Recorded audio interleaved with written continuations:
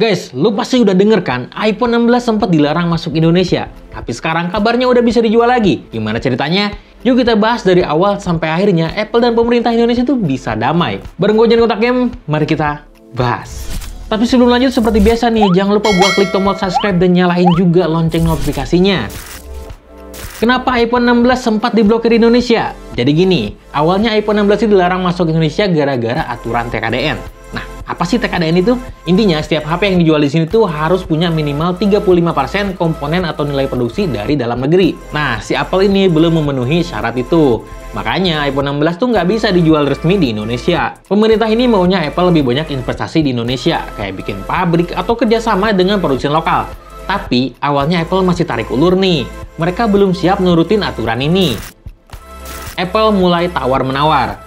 Nah, setelah ramai soal iPhone 16 dilarang, Apple mulai gerak. Mereka nawarin, gimana kalau kita investasi 100 juta dolar buat riset dan pengembangan Indonesia? Tapi, pemerintah kita jawab, kurang, tambahin lagi dong. Akhirnya, setelah negosiasi panjang dan banyak diskusi, Apple setuju nih buat investasi lebih gede, sampai 1 miliar dolar.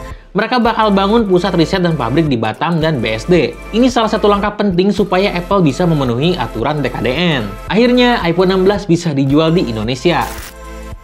Setelah deal itu, proses TKDN dan izin edar iPhone 16 mulai jalan. Kabar terbarunya nih, Menteri Perindustrian bilang sertifikat TKDN buat iPhone 16 lagi diproses. Dan kemungkinan sebelum lebaran nanti udah bisa dijual resmi. Jadi nih, buat lu pada yang lagi nungguin iPhone 16, siap-siap aja. Kemungkinan besar nggak bakal lama lagi bisa beli di toko resmi tanpa harus impor dari luar.